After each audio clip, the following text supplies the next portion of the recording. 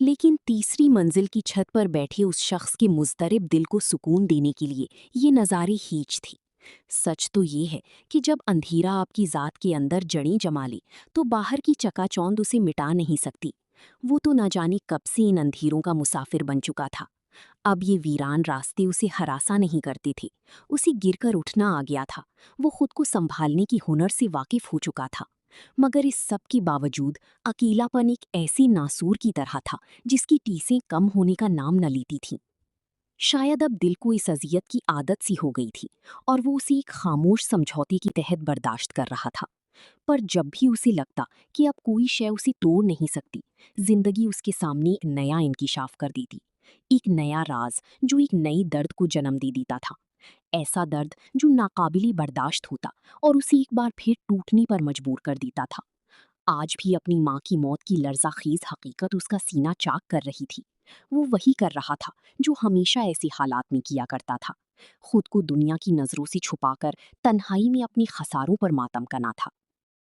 अस्सलामुअलैकुम मेरे प्यारे नाजरीन, welcome back to my channel कायनात आमना ऑफिशियल।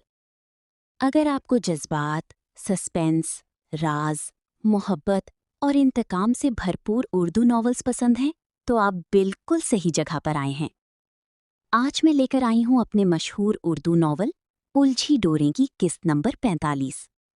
अगर आपने अभी तक इस नॉवल की पिछली अक़सात नहीं सुनी तो चैनल पर मौजूद उलझी डोरें की मुकम्मल प्लेलिस्ट ज़रूर चेक करें ताकि कहानी का हर राज आप तक पहुंच सके। चैनल को सब्सक्राइब करें, वीडियो को लाइक करें और बेल आइकन ज़रूर प्रेस करें ताकि आने वाली हर नई किस्त आप तक सबसे पहले पहुंच सके। तो चलिए बगैर किसी ताख़ीर के शुरू करते हैं। उलझी डोरें, तहरीर कायनात आमना, किस्त नंबर 45।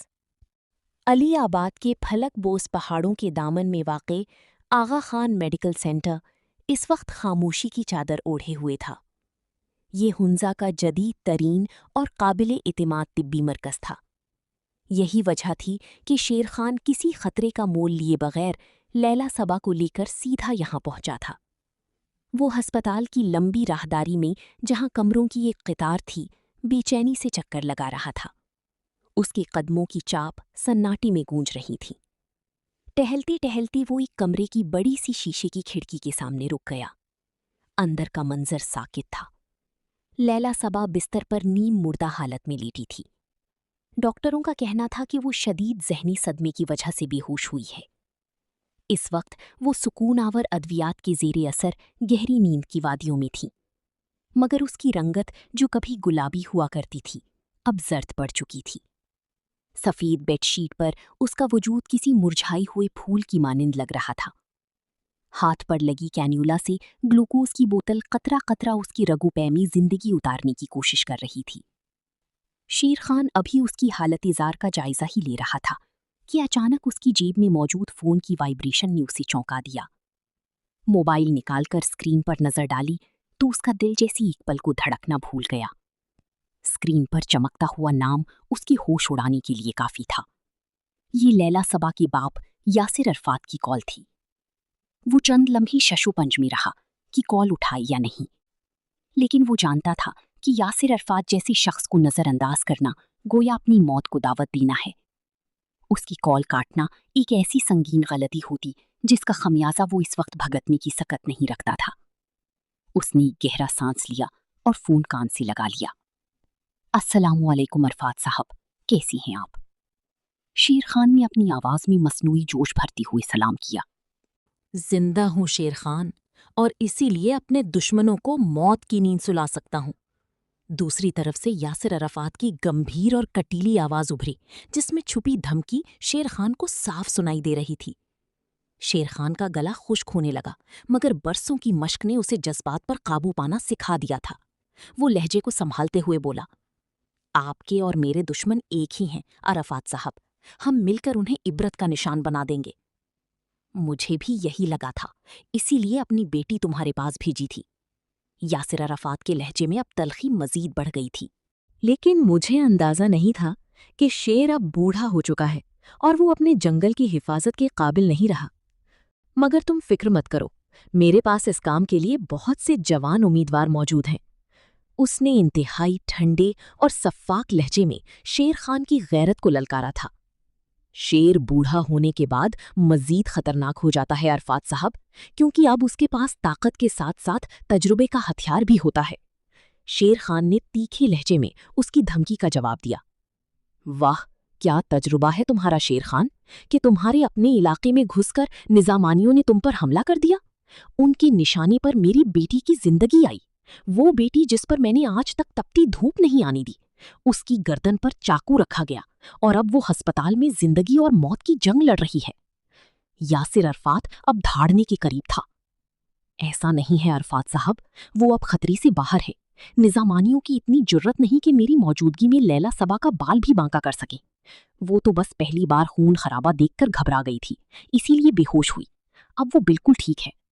شیر خان نے اسے یقین دلانے کی ناکام کوشش کی۔ میرا سوال بھی یہی ہے کہ تمہارے ہوتے ہوئے اسے یہ سب دیکھنا ہی کیوں پڑا؟ میں نے اسے وہاں سیر و تفریح کے لیے بھیجا تھا، اس لیے نہیں کہ تم اس کے اس سفر کو زندگی کا آخری سفر بنا دو۔ یاسر عرفات اس کی ہر دلیل کو پاؤں تلی روند رہا تھا۔ میں شرمندہ ہوں عرفات صاحب، آئندہ ایسی شکایت کا موقع نہیں ملے گا۔ شیر خان نے مصلحت کے تحت اپنا لہجہ نرم کر لیا۔ آئندہ کی نوبت ہی نہیں آنے دوں گا میں۔ میرا چارٹر طیارہ کچھ ہی دیر میں گلگت ایئرپورٹ پر لینڈ کرنے والا ہے۔ تم جلد از جلد لیلا صبا کو ایئرپورٹ پہنچاؤ۔ یاسر عرفات نے حتمی حکم صادر کیا۔ لیکن عرفات صاحب، اس کی طبیعت ابھی ناساز ہے، ڈاکٹروں نے اسے مکمل آرام کا مشورہ دیا ہے۔ شیر خان نے اسے روکنا چاہا، مگر یاسر عرفات اب کسی کی سننے والا نہ تھا۔ شیر خان، یاسر عرفات اپنی بات دہرانے کا عادی نہیں ہے۔ میری بیٹی مجھے تم سے کہیں زیادہ عزیز ہے، اس کے آرام کا خیال میں خود رکھ لوں گا۔ تم بس اتنا کرو جتنا کہا گیا ہے۔ آدھے گھنٹے میں لیلا صبا مجھے ایئرپورٹ پر چاہیے۔ بات مکمل ہوتے ہی کال منقطع ہو گئی۔ شیر خان کافی دیر تک خاموشی سے فون کی اسکرین کو گھورتا رہا، جیسے وہ فون کو نہیں بلکہ یاسر عرفات کو اپنی نظروں سے بھسم کر رہا ہو۔ حقیقت یہ تھی کہ اسے اس شخص کی ضرورت تھی، اسی لیے اس کی تلخ باتیں سننا اس کی مجبوری بن چکی تھی۔ مگر اس کے دل میں ایک عزم نے سر اٹھایا تھا۔ وہ بہت جلد یاسر عرفات پر یہ ثابت کر دے گا کہ آخر وہ شیر خان کس وجہ سے ہے۔ فی الحال جذبات سے زیادہ ٹھنڈے دماغ کی ضرورت تھی۔ اس نے فوراً عباس خان کو کال ملائی اور اسے لیلا صبا کو باحفاظت ایئرپورٹ منتقل کرنے کی تمام انتظامات مکمل کرنے کا حکم دے دیا۔ زرمینہ مدرسے کے ایک ویران کمرے کی صفائی میں مصروف تھی۔ جھاڑوں کی سرسراہٹ کے علاوہ وہاں مکمل خاموشی کا راج تھا۔ وہ اپنے کام میں اس قدر مگن تھی کہ اسے پتہ ہی نہ چلا کہ کب مولانا صادق دبے قدموں کمرے میں داخل ہو چکے ہیں۔ مولانا کافی دیر تک ایک شکاری کی طرح اپنی نظریں اس کے وجود پر گاڑے خاموش کھڑے رہے۔ زرمینہ جب جھاڑ پونچھ سے فارغ ہو کر پلٹی تو مولانا کو اپنے بالکل عقب میں کھڑا پا کر بری طرح اچھل پڑی۔ کیپٹن جیا، جو زرمینہ کے روپ میں اپنا کور جاری رکھے ہوئی تھی، نے کمالی مہارت سے خوف زدہ ہونے کا ناٹک کیا اور گھبرا کر اپنے دوپٹے کی پلو سے چہرے کو ڈھانپ لیا۔ اس کے لرزتے ہوئے وجود کو دیکھ کر مولانا کے لبوں پر ایک مکروہ اور خباثت بھری مسکراہٹ رینگنے لگی۔ آپ یہاں کیا کر رہے ہیں؟ زرمینہ نے نظری جھکا کر خائف لہجے میں استفسار کیا۔ ہم بس یہاں سے گزر رہے تھے تو آپ کو صفائی کرتے دیکھ کر قدم ٹھہر گئے۔ ماشاءاللہ، آپ کی مبارک ہاتھوں سے صاف ہو کر تو اس اجڑے ہوئے کمرے کی بخت ہی جاگ گئے ہیں۔ مولانا ایک قدم آگے بڑھاتے ہوئے بولے۔ ان کے لہجے میں شہد کی ملاوٹ تھی جو زرمینہ کو زہر سے زیادہ کڑوی لگی۔ کیپٹن جیا کی تربیت یافتہ چھٹی حس نے اسے فوری طور پر مولانا کی غلیظ ارادوں سے آگاہ کر دیا۔ خطرے کی گھنٹی بجتی ہی اس نے اپنی شہادت کی انگلی میں پہنی انگوٹھی کی سرخ نگینے کو انگوٹھی سے دبایا اور کیپٹن جیز کو ہنگامی سگنل روانہ کر دیا۔ ویسے تو وہ مولانا جیسے مردوں کو پلک جھپکنے میں ڈھیر کرنے کی صلاحیت رکھتی تھی، لیکن ایسا کرنا اس کی اصلیت کو بے نقاب کر دیتا، جو ان کے حساس مشن کے لیے کسی بڑے نقصان سے کم نہ ہوتا۔ چنانچہ اس نے ایک لاچار اور سہمی ہوئی دیہاتی لڑکی کا لبادہ اوڑھے رکھا۔ مولانا کے بڑھتے قدموں نے زرمینہ کو پیچھے ہٹنے پر مجبور کر دیا۔ وہ دیوار سے جا لگی، مگر مولانا کی پیش قدمی نہ رکی۔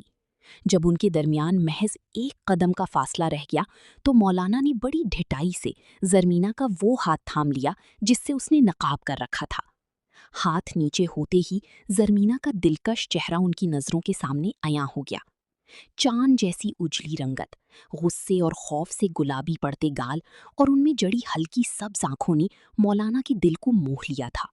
یہ وہ سحر تھا جس نے مولانا کے حواس گم کر دیے۔ انہوں نے بے ساختہ اپنا ہاتھ زرمینہ کے چہرے کی طرف بڑھایا، مگر زرمینہ نے فوراً ان کا ہاتھ چھٹک دیا اور غسیلی نظروں سے دیکھ کر کہا، آپ یہ کیا کر رہے ہیں؟ ارے تم اتنا غصہ کیوں ہو رہی ہو؟ میں تو بس تم پر اپنا فضل کر رہا ہوں۔ لوگ تو دور دور سے آتے ہیں کہ ہم ان کے سر پر ہاتھ رکھ کر ان کی قسمت بدل دیں۔ تم خوش نصیب ہو کہ یہ شرف تمہیں خود چل کر دستیاب ہو رہا ہے۔ وہ نہایت شیرین لہجے میں بولے، مجھے نہیں چاہیے آپ کا ایسا فضل، برائے مہربانی مجھے جانے دیں۔ زرمینہ نے وہاں سے نکلنے کی کوشش کی، مگر اس سے پہلے کہ وہ بچ کر نکل پاتی، مولانا نے اس کا بازو دبوچا اور اسے پوری قوت سے دیوار کے ساتھ پٹخ دیا۔ دیوار سے ٹکرانے کی وجہ سے زرمینہ کی کمر میں درد کی ایک تیکھی لہر اٹھی۔ مولانا اس کی تکلیف سے بے نیاز ایک مہیب سائی کی طرح اس پر جھکائے۔ عین اسی لمحے گل خان نے زرمینہ کو پکارتے ہوئے کمرے کا دروازہ کھولا۔ مولانا صادق کے ہاتھوں کے طوطے اڑ گئے اور وہ جھٹ سے اس سے دور ہٹے۔ زرمینہ جو خوف اور تکلیف سے سفید پڑ رہی تھی، کیپٹن جیز کو دیکھ کر گویا دوبارہ جی اٹھی۔ وہ بھاگ کر اس کے پیچھے چھپ گئی۔ گل خان نے حیرت اور تفتیش بھری نظروں سے مولانا کی جانب دیکھا۔ مولانا نے چند لمحے ہکلا کر بات سنبھالنے کی کوشش کی۔ یہ بیٹی بہت اچھا کام کر رہی تھی، تو ہم نے سوچا اسے سراہ کر اس کی حوصلہ افزائی کر دیں، مگر لگتا ہے بیٹی ہم سے ڈر گئی ہے۔ وہ لمحوں میں اپنے پرشفیق بزرگانہ انداز میں واپس لوٹ آئی تھی۔ ہاں، وہ ہماری زرمینہ بہت معصوم ہے، ذرا سا بات پر ڈر جاتا ہے۔ گل خان نے اپنے کندھے کو تھامے زرمینہ کی کانپتے ہاتھ پر اپنا ہاتھ رکھتے ہوئے مسکرا کر کہا، جی، وہ تو نظر آ رہا ہے کہ تمہاری بیوی واقعی بہت معصوم ہے۔ مولانا نے بھی مصنوعی مسکراہٹ بکھیر دی، مگر ان کی ہوس بھری نگاہیں اب بھی گل خان کے پیچھے چھپی زرمینہ کا تعاقب کر رہی تھیں۔ دراصل مولانا صاحب، ہم کو آپ سے ایک ضروری بات کرنا تھا۔ آپ ہمارا محسن ہیں، آپ نے مشکل وقت میں ہمارا بہت ساتھ دیا۔ ہم آپ کا احسان زندگی بھر نہیں بھولیں گا، اور دوبارہ جب بھی گلگت آئے گا آپ سے لازمی ملیں گا۔ گل خان نے مؤدبانہ انداز میں کہا۔ دوبارہ؟ مولانا صادق کے ماتھے پر بل پڑے۔ جی مولانا صاحب، دراصل ہم ابھی بازار گیا تھا نا، وہاں ہم کو ہمارے قافلے کا ایک آدمی ملا۔ اس نے بتایا کہ جس نے ہمیں یہاں کام دلانے کا وعدہ کیا تھا وہ خود غائب ہو گیا ہے، اسی لیے ہمارے قافلے والے واپس پشاور جا رہا ہے۔ وہاں ایک سیٹھ کے نسوار کے کارخانے میں ہم سب کو کام مل جائے گا۔ اب جب سارا خاندان واپس جا رہا ہے تو ہم یہاں اکیلے کیسے رک سکتا ہے، اسی لیے آپ سے رخصت مانگنے آئے ہیں۔ کیپٹن جیز نے مدرسے سے نکلنے کے لیے کہانی گھڑی۔ مگر تم ایسے اچانک کیسے جا سکتے ہو؟ مدرسے کے کاموں کا کیا ہوگا؟ مولانا نے طیش میں آ کر کہا۔ آپ بھی کیا مذاق کرتا ہے مولانا صاحب، ہم تو یہاں 2 دن پہلے آیا تھا، اس سے پہلے بھی تو مدرسے کا کام ہو ہی رہا تھا نا۔ ہم تو ادنا سا انسان ہے، ہمارے جانے سے کیا فرق پڑے گا؟ باہر قافلہ والی ہمارا انتظار کر رہا ہے، بس آپ خوشی خوشی ہم کو اجازت دے دیں تاکہ ہم سکون سے نکل سکیں۔ گل خان نے مصنوعی عقیدت سے آگے بڑھ کر ان کا ہاتھ چوما۔ مولانا صادق اب بری طرح پھنس چکی تھے، ان کے پاس اسے زبردستی روکنے کا کوئی قانونی یا اخلاقی جواز نہ تھا۔ انہوں نے بوجھل دل اور مصنوعی ہنسی کے ساتھ حامی بھر لی۔ گل خان نے دعائیں دیتے ہوئے زرمینہ کی طرف رخ کیا۔ چلو زرمینہ جانم، اپنا سامان سمیٹو، یہاں ہمارے دن پورے ہو گئے۔ زرمینہ نے خاموشی سے سر ہلایا اور اس کمرے کی طرف بڑھ گئی جہاں ان کی گٹھڑیاں رکھی تھیں۔ پیچھے مولانا صادق شکار کو ہاتھ سے نکلتا دیکھ کر خاموش غصے میں ہاتھ ملتے رہ گئے۔ کچھ ہی دیر میں ان دونوں مسافروں نے اپنا سامان باندھا اور باہر کھڑے ڈھونگی قافلے کے ساتھ مل کر ایک بار پھر نامعلوم منزل کی جانب روانہ ہو گئے۔ حال ماضی کی جھروکوں سے حال کی دہلیز پر واپسی ہوئی تو میٹنگ روم کا منظر پوری طرح واضح تھا۔ میز کے گرد بیٹھے افراد گزشتہ 1 ہفتے کی تگودو اور اپنی مبینہ کامیابیوں کی داستان سنانے میں مگن تھے۔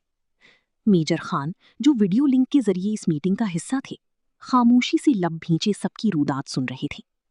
ان کی عقابی نظریں اسکرین پر موجود ہر چہرے کا طواف کر رہی تھیں، مگر دماغ کی پشت پر یادوں اور حقائق کی کوئی اور ہی جمع تفریق چل رہی تھی۔ رپورٹ مکمل ہوئی تو جیا نے اپنا تجزیہ پیش کرتے ہوئے تلخی سے کہا، سر، سچ تو یہ ہے کہ مولانا صادق حسین جیسی مسلمانوں کی رویوں کی وجہ سے آج کل عام انسان کا دل اسلام سے اچاٹ ہوتا جا رہا ہے۔ ایسی مومنوں کو دیکھ کر تو انسان کا دل چاہتا ہے کہ وہ کسی مذہب کی پیروی ہی نہ کرے۔ کمرے میں اچانک خاموشی چھا گئی۔ میجر خان نے اسکرین پر جیا کے چہرے کو بغور دیکھا۔ ان کی نظروں میں ایک عجیب سی تپش تھی۔ تمہارے ان 2 جملوں میں استعمال ہونے والے 2 خاص لفظوں کی وضاحت چاہیے مجھے۔ میجر خان کا لہجہ سپاٹ مگر جاندار تھا۔ جیا نے ایک لمحے کو سٹپٹا کر خود کو سنبھالا اور الرٹ ہوتے ہوئے پوچھا، کون سے 2 لفظ سر؟ مسلمان اور مومن۔ تمہارے نزدیک ان کی تعریف کیا ہے؟ انہوں نے سوال کی جزیات پر زور دیتے ہوئے پوچھا۔ جیا تذبذب کے عالم میں خاموش رہ گئی۔ اسے سمجھ نہیں آ رہا تھا کہ اس اچانک ہونے والے سوال کا جواب کیا دے۔ میجر خان نے اس کی خاموشی کو بھانپ لیا اور خود ہی گویا ہوئے۔ لغوی اعتبار سے مسلمان کے معنی سلامتی دینے والے اور اطاعت گزار کے ہیں، جبکہ مومن کا مطلب ہے ایمان لانے والا۔ اب سوال یہ ہے کہ ایمان کس چیز پر؟ ایمان ان بنیادی عقائد پر کہ اللہ ایک ہے، محمد صلی اللہ علیہ وسلم اللہ کے آخری رسول ہیں، تمام انبیاء، فرشتوں اور الہامی کتابوں کو برحق تسلیم کرنا اور اللہ کے بنائے ہوئے قوانین کی پاسداری کرنا۔ ان نظریات کو روح میں اتارنے کے بعد انسان ایک مسلمان کہلانے کا حقدار بنتا ہے۔ وہ رکی، ایک گہرا سانس لیا اور پھر ان کے لہجے کی گونج مزید گہری ہو گئی۔ لیکن ستم ظریفی دیکھو، ہم نے مسلمان کا معیار کیا بنا لیا ہے؟ وہ جس کے چہرے پر لمبی داڑھی ہو، شلوار ٹخنوں سے اوپر ہو، یا جس نے برقع اوڑھ رکھا ہو، جو زبان سے تو اللہ اللہ کرے مگر جس کی عمل اس کی قول کی تائید نہ کرے، جس کے ہاتھ اور زبان کی شر سے دوسرے انسان محفوظ نہ ہوں، وہ مومن کیسے ہو سکتا ہے؟ جو خالق کی مخلوق کو اذیت دے، جو فریب کو ہنر سمجھے اور جس کی فطرت کا خمیر ہی فساد سے اٹھا ہو، وہ مسلمان کیسے ہو سکتا ہے؟ میجر خان کی آواز میں اب دکھ کی لہر نمایاں تھی۔ جب میں کسی غیر مسلم سے سنتا ہوں کہ مسلمان دہشت گرد ہوتے ہیں تو مجھے افسوس ہوتا ہے، لیکن جب میں یہی الفاظ کسی مسلمان کے منہ سے سنتا ہوں تو مجھے شدید دکھ ہوتا ہے۔ ایک ایسا شخص جو اسلام کی ابجد سے واقف نہیں، وہ اگر کسی بارش اور مخصوص حلیے والے شخص کو بندوق اٹھائے معصوموں کا خون بہاتے دیکھ کر اسلام کو مورد الزام ٹھہرائے تو بات سمجھ آتی ہے، مگر ایک مسلمان جس نے بچپن سے دین کی تعلیمات پڑھی ہوں، وہ محض ظاہری حلیے کی بنیاد پر ایک دہشت گرد کو اسلام کا نمائندہ کیسے تسلیم کر سکتا ہے؟ انہوں نے ایک لمحے کا وقفہ لیا اور سب کے چہروں پر نظر ڈالی۔ آپ سب کو کیا لگتا ہے یہ جو دہشت گردی کی لہر ہے، اس کا اصل مقصد کیا ہے؟ یہ اسلام کے خلاف ایک منظم پروپیگنڈا ہے تاکہ پوری دنیا کو اس دین فطرت کے خلاف کھڑا کیا جا سکے۔ انہیں یہ باور کرایا جائے کہ اسلام ایک شدت پسند مذہب ہے جو جہاد کے نام پر قتل و غارت کی تعلیم دیتا ہے۔ ان کا لہجہ اب مزید کاٹدار ہو چکا تھا، اور وہ اپنی اس مقصد میں اس لیے کامیاب ہو رہی ہیں کہ اب غیر مسلم تو ایک طرف، خود مسلمان بھی یہ ماننے لگے ہیں کہ شاید ہمارا مذہب ایسا ہی ہے۔ وجہ یہ ہے کہ ہم نے اسلام کو مولانا صادق حسین جیسے لوگوں کی اینک سے دیکھنا شروع کر دیا ہے۔ ہم نے اپنی عقائد کی باغ ڈور ان کے ہاتھ میں دے دی ہے۔ ہمیں لگتا ہے کہ یہ لوگ اللہ تک پہنچنے کا واحد ذریعہ ہیں۔ یاد رکھو، جب تم اللہ تک پہنچنے کے لیے ایسی مصنوعی سہاروں کی تلاش کرو گی، تب گمراہی کی گھنی اندھیروں میں بھٹکتی رہو گی۔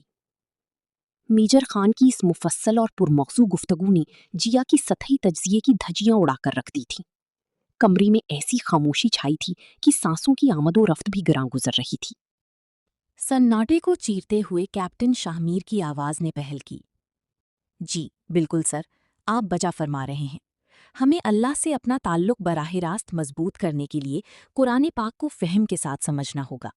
یہ کتاب صرف آخرت کی نجات کا ذریعہ نہیں بلکہ ایک مکمل ضابطۂ حیات ہے۔ اسے ترجمے کے ساتھ پڑھ کر ہی ہم جان سکتے ہیں کہ دشمن کی سازشوں کا توڑ کیسے کرنا ہے، جنگ کے اخلاقی ضوابط کیا ہیں اور غلبہ حاصل کرنے کی حکمت عملی کیا ہونی چاہیے۔ ٹیم کے دیگر ارکان نے تائید میں سر ہلایا، مگر میجر خان کی نظریں شاہمیر کے چہرے پر گڑ گئی تھیں۔ شاہمیر کو اپنی پشت پر پسینہ محسوس ہوا۔ اسے لگا شاید اس نے کچھ غلط کہہ دیا ہے، مگر میجر خان کی ہیبت ایسی تھی کہ سوال کرنے کی جرت نہ ہوئی۔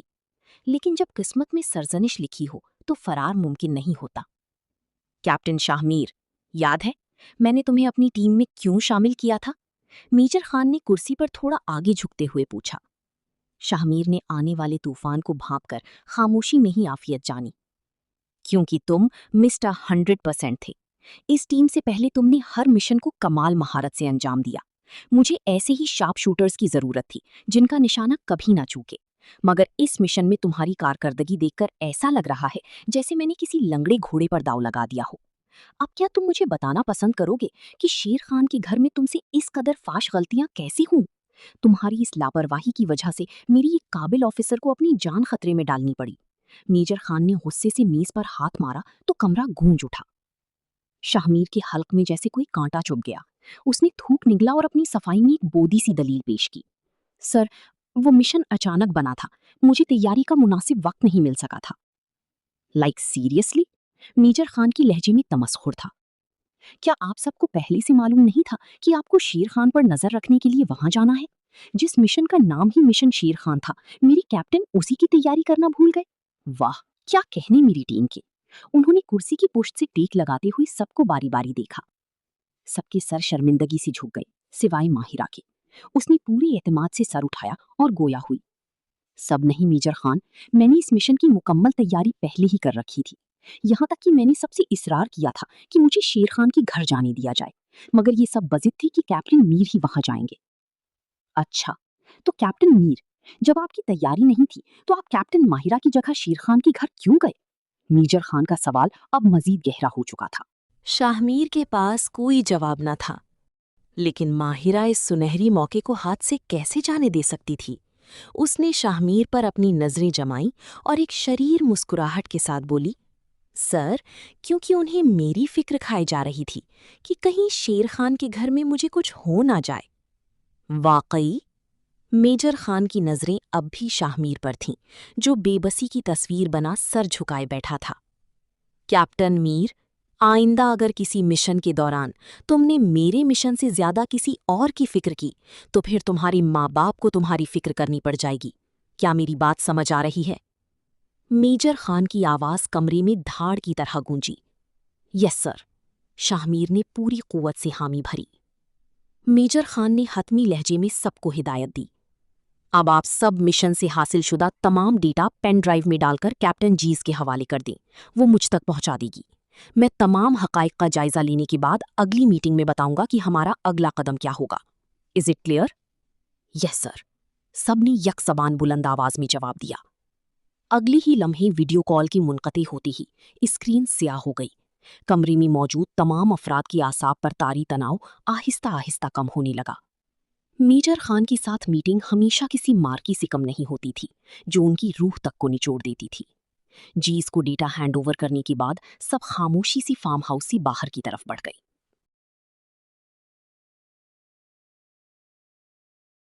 سیاہ آسمان پر ٹمٹماتے ستارے اور دمکتا چاند بھلے رات کے اندھیرے کو مٹانے میں کاریگر نہ تھے، مگر انہیں فلک کی دلکشی بڑھانے کا جو کام سونپا گیا تھا وہ اسے بہترین انداز میں نبھا رہے تھے۔ ایسی ہی ایک فسوں خیز رات عالم مینشن پر بھی اتر آئی تھی۔ جہاں آسمان پر ستاروں کا جھرمٹ تھا، وہیں رنگ برنگی فیری لائٹس اس سفید محل نما عمارت کی آرائش میں کوئی کسر نہیں چھوڑ رہی تھیں۔ لیکن تیسری منزل کی چھت پر بیٹھے اس شخص کے مضطرب دل کو سکون دینے کے لیے یہ نظارے ہیچ تھے۔ سچ تو یہ ہے کہ جب اندھیرا آپ کی ذات کے اندر جڑیں جما لیں تو باہر کی چکا چوند اسے مٹا نہیں سکتی۔ وہ تو نہ جانے کب سے ان اندھیروں کا مسافر بن چکا تھا۔ اب یہ ویران راستے اسے ہراساں نہیں کرتے تھے، اسی گر کر اٹھنا آ گیا تھا۔ وہ خود کو سنبھالنے کے ہنر سے واقف ہو چکا تھا، مگر اس سب کے باوجود اکیلا پن ایک ایسے ناسور کی طرح تھا جس کی ٹیسیں کم ہونے کا نام نہ لیتی تھیں۔ شاید اب دل کو اس اذیت کی عادت سی ہو گئی تھی اور وہ اسے ایک خاموش سمجھوتے کے تحت برداشت کر رہا تھا۔ پر جب بھی اسے لگتا کہ اب کوئی شے اسے توڑ نہیں سکتی، زندگی اس کے سامنے ایک نیا انکشاف کر دیتی، ایک نیا راز جو ایک نئی درد کو جنم دے دیتا تھا۔ ایسا درد جو ناقابل برداشت ہوتا اور اسے ایک بار پھر ٹوٹنے پر مجبور کر دیتا تھا۔ آج بھی اپنی ماں کی موت کی لرزہ خیز حقیقت اس کا سینہ چاک کر رہی تھی۔ وہ وہی کر رہا تھا جو ہمیشہ ایسے حالات میں کیا کرتا تھا، खुद को दुनिया की नजरों से छुपाकर तन्हाई में अपने खसारों पर मातम करना था। माहिरा जो सिग्नल ढूंढने की गर्ज से टेरेस पर आई थी, वहां किसी की मौजूदगी का एहसास पाकर ठठक गई। करीब जाकर देखा तो वो शख्स शावीज आलम था। शावीज देखते ही उसका बोला गया वो झूठ एक बार फिर उसके दिमाग की पर्दों पर लहराया और गुस्से की लहर उसके पूरे वजूद में दौड़ गई। वो वहां से पलटने ही लगी थी कि शावीज के चेहरे पर मौजूद कर्ब ने उसके कदम जकड़ लिए। न जाने क्यों उसे इस इंसान में कहीं ना कहीं अपना आप दिखाई देता था। जैसी वो अपनों की होती हुई अकेली थी, वैसे ही वो भी अकेला था। उसके दिल ने सरगोशी की कि इस वक्त उस इंसान को एक हमदर्द सामे की जरूरत है, और वो अपने दिल की पुकार पर अमल करती हुई शावीज आलम से कुछ फासले पर बैठ गई। दोनों छत की मुंडेर पर इस तरह बैठी थी कि उनकी टांगी नीचे फिजा में लटक रही थीं। चंद लम्हों बाद शावीज को एहसास हुआ कि वो अकेला नहीं है। उसने गर्दन मोड़कर दाईं जानिब देखा तो माहिरा को कुछ फासले पर बैठा पाया। ना जाने क्यों इस टूटे हुए पल में उसे लगा कि वो अपने दिल की हर बात उसे बता दे। उसे महसूस हुआ कि अगर आज उसने दिल का गुबार ना निकाला तो शायद उसका दम घुट जाएगा। शावीज काफी देर खामोश नजरों से उसे तकता रहा, जबकि माहिरा बज़ाहिर सामने आसमान पर तन्हा चमकती चांद को देखने में मसरूफ थी। शावीज इस कश्मकश में उलझा था कि अपने जख्म उसके सामने खोलें या नहीं, मगर आखिरकार उसने फैसला कर लिया। एक गहरा सांस लेते हुए उसने भी महताब की जानिब देखते हुए सवाल किया, क्या आपको भी मैं गलत लगता हूं? शावीज के लहजे की थरथराहट माहिरा के कानों से टकराई तो उसके जिस्म का हर उज़्व हस्से समात बन गया, मगर उसने रुख फेरने से गुरेज किया। वो जानती थी कि अगर उसने इस वक्त इस दर्द में मुब्तला इंसान की आंखों में देख लिया तो उसका गुस्सा शांत हो जाएगा, और फिलहाल वो खुद को इस रियायत के लिए तैयार नहीं पा रही थी। मुझे क्या लगता है, इससे क्या फर्क पड़ता है शावीज? फर्क तो इस बात से पड़ता है कि आप खुद को कितना सही या गलत समझते हैं। माहिरा ने गार्डन में सजी रोशनियों को देखते हुए धीमे लहजे में जवाब दिया। मैं 6 साल का था जब मेरी माँ की वफात हुई। शावीज की आवाज में बरसों का जमाशुदा दुख उमड़ आया। एक 6 साल का बच्चा जिसने अपनी माँ के बिना जीना सीखा ही नहीं था, जिसकी पूरी कायनात उसकी माँ थी। सोने से पहले जो आखिरी चेहरा वो देखता था वो उसकी माँ का होता था, और जागने के बाद जो पहला चेहरा वो तलाश करता था वो भी उसी का था। वो रुका, जैसे उस मंजर को दोबारा जी रहा हो। अचानक उस बच्चे के पास वो चेहरा नहीं रहा। वो माँ जो उसकी जरा सी तकलीफ पर तड़प उठती थी, वो अब उसके रोने, चीखने और चिल्लाने पर भी नहीं आती थी। मेरा दुख बड़ा था, मेरा खसारा बहुत ज्यादा था, मगर मेरे पास एक ऐसा इंसान नहीं था जिससे मैं ये सब कह पाता। मेरा बाप, जिससे मेरा दुख बांटना था, वो अपनी दूसरी बीवी और बेटे को उनका हक दिलाने में मसरूफ था। तुम समझ सकती हो माहिरा, मुझ पर क्या बीत रही होगी। मैं लोगों से सुन रहा था कि मेरी माँ का कातिल मेरा बाप है। उसकी दूसरी शादी का गम मेरी माँ सह ना सकी और मर गई। एक बच्चे की जिंदगी में जो 2 लोग अहम होते हैं वो उसके माँ और बाप होते हैं। इन 2 लोगों में से एक इस दुनिया से चला गया तो दूसरे को इस तकलीफ में मेरा साथ देना चाहिए था। लेकिन मेरे बाप ने एक बार भी आकर मुझसे नहीं कहा कि शावीज, उनकी बातों पर यकीन मत करो, ये सब झूठ है। मैं तुमसे मोहब्बत करता हूं और तुम्हें अकेला नहीं छोड़ूंगा। वो एक बार आकर ये कह देते माहिरा, तो शायद मेरा गम आधा हो जाता, शायद मुझे सब्र आ जाता। मगर उन्होंने तो मेरी तकलीफ में इजाफा कर दिया, और मेरा वो जिगरी यार शाहमीर, जिसे मैं दुनिया में सबसे ज्यादा खुश देखना चाहता था, जब वो मेरा भाई बनकर सामने आया तो मेरे दुख की कोई इंतहा न रही।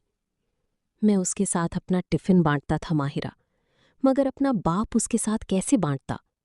वो घर जो मेरा था अब वो उसमें हिस्सादार था, और उसका हिस्सा मुझसे कहीं ज्यादा था, क्योंकि उसकी माँ जिंदा थी, जो उसके बाप को उसकी मौजूदगी का एहसास दिलाती थी। मेरे पास तो मेरी माँ नहीं थी, और बाप की यादों से भी मैं आहिस्ता आहिस्ता महरूम होता जा रहा था। शावीज की आवाज भर आई, سب کہتے ہیں کہ میں راہیل ماموں کی باتوں میں آ گیا۔ ہاں، میں آ گیا، کیونکہ وہی تھے جو میرے ساتھ بات کرنے کے لیے موجود تھے۔ وہ مجھ سے میری ماما کی باتیں کرتے تھے، میرا دکھ سنتے تھے۔ جب کسی کو میری ضرورت نہیں تھی، میں ان کے لیے اہم تھا۔ ان کی نیت جو بھی رہی ہو، وہ میرے برے وقت میں میرے ساتھ کھڑے تھے، اس وقت جب میرے اپنے باپ نے مجھے تنہا چھوڑ دیا تھا۔ ماہرہ خاموشی سے اس کے دل کی بھڑاس سنتی رہی۔ شاویز تھوڑی دیر کے لیے رکا، جیسے ہمت جمع کر رہا ہو۔ فضا میں چھائی خاموشی کے بعد اس نے دوبارہ بولنا شروع کیا۔ سب کہتے ہیں کہ میں غلط ہوں، میرا رویہ برا ہے، میرے اندر احساس نہیں ہے۔ ٹھیک ہے، میں برا ہوں، لیکن مجھے برا بنانے والے بھی یہی لوگ ہیں۔ جو بویا جاتا ہے وہی کاٹنا پڑتا ہے۔ مجھے جو ملا میں وہی سود سمیت لوٹا رہا ہوں، تو اس میں غلط کیا ہے؟ نفرت کی بدلی محبت کی امید رکھنا بھی تو غلط ہے۔ آپ ہی بتاؤ ماہرہ، جو کچھ میرے ساتھ ہوا اس کے بعد میں ایسا انسان نہ بنتا تو اور کیا بنتا؟ ماہرہ نے پہلی بار مڑ کر اس کی جانب دیکھا۔ شاہویز کی آنکھوں سے آنسو مسلسل بہہ رہے تھے۔ ہاں، وہ 28 سالہ مرد اس اندھیرے میں کسی چھوٹے بچے کی طرح رو رہا تھا۔ ماہرہ کے دل میں ایک ٹیس سی اٹھی، مگر وہ آگے بڑھ کر اس کے آنسو نہیں پونچھ سکتی تھی۔ البتہ وہ اس کے زخموں پر مرہم رکھنے کی کوشش ضرور کر سکتی تھی۔ شاہویز، تم نے کبھی تالاب دیکھا ہے؟ اس نے نرمی سے پوچھا۔ پھر جواب کا انتظار کیے بنا دوبارہ بولنا شروع کر دیا۔ جب اس میں نیا پانی بھرا جاتا ہے تو وہ شفاف ہوتا ہے، مگر جیسے جیسے وقت گزرتا ہے وہ ساقط پانی گندا ہونے لگتا ہے۔ اس میں کائی جم جاتی ہے، بدبو پیدا ہو جاتی ہے، اور لوگ اس سے کراہیت محسوس کرنے لگتے ہیں۔ دوسری طرف ندی کو دیکھو، وہ ہمیشہ بہتی رہتی ہے۔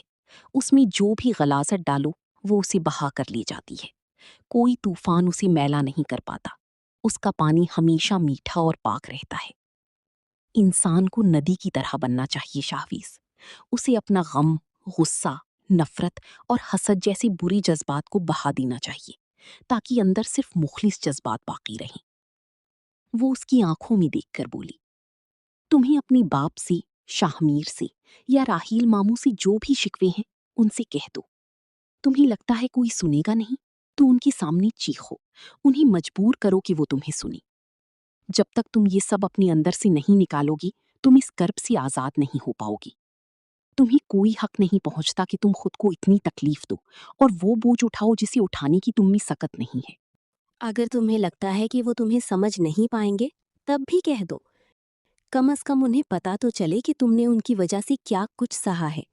وہ تمہارے اپنے ہیں، انہیں تمہاری تکلیف سے فرق پڑے گا، اور جنہیں فرق نہ پڑے انہیں خاموشی سے اپنی زندگی سے نکال دو۔ ایسے لوگوں کو یاد رکھ کر خود کو اذیت دینا اپنے ساتھ ناانصافی ہے۔ شاہویز، دنیا پہلے ہی ہمارے ساتھ بہت کچھ کر رہی ہوتی ہے، تمہیں اپنے ساتھ دنیا جیسا نہیں بننا۔ تمہیں اپنا خیال خود رکھنا ہے، بالکل ویسے ہی جیسے تمہاری ماں رکھتی تھی۔ ماہرہ کا لہجہ مزید پر اثر ہو گیا۔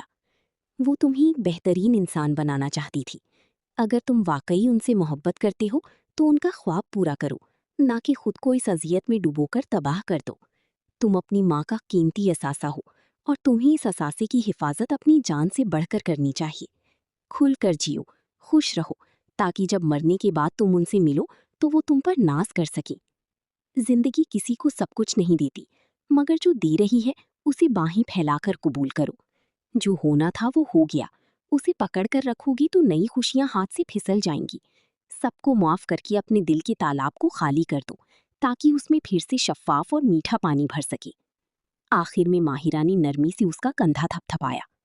مجھے پتا ہے اس 6 سال کے بچے کے لیے وہ غم بھولنا مشکل تھا، مگر مجھے یقین ہے کہ یہ 28 سال کا شاہویز یہ مشکل مرحلہ طے کر لے گا۔ Be brave Shahvez and catch the happiness you deserve. وہ یہ کہہ کر اٹھ کھڑی ہوئی اور وہاں سے چلی گئی، مگر شاہویز کے لیے سوچوں کی نئی دروا کر گئی۔ وہ تنہا تو تھا، مگر اب اس کی تنہائی میں ایک نئی روشنی کی کرن شامل ہو چکی تھی۔ تو یہ تھی الجھی ڈوریں، قسط نمبر 45۔ آپ کو آج کی یہ قسط کیسی لگی؟ اپنی رائے ضرور کامنٹس میں شیئر کریں۔ کیا شاہویز اپنے دل کے زخموں سے باہر آ پائے گا؟ کیا ماہرہ کی باتیں اس کی زندگی بدل دیں گی؟ اور آگے اس مشن میں کون سا نیا راز سامنے آنے والا ہے؟ جاننے کے لیے جڑے رہیے کائنات آمنہ آفیشیل کے ساتھ۔ اگر ویڈیو پسند آئے تو اسے لائک کریں، اپنے دوستوں کے ساتھ شیئر کریں اور چینل کو سبسکرائب کرنا مت بھولیے۔ ساتھ ہی بیل آئیکن ضرور دبائیں تاکہ الجھی ڈوریں کی ہر نئی قسط آپ تک سب سے پہلے پہنچ سکے۔ اپنا بہت خیال رکھیں۔ اللہ حافظ۔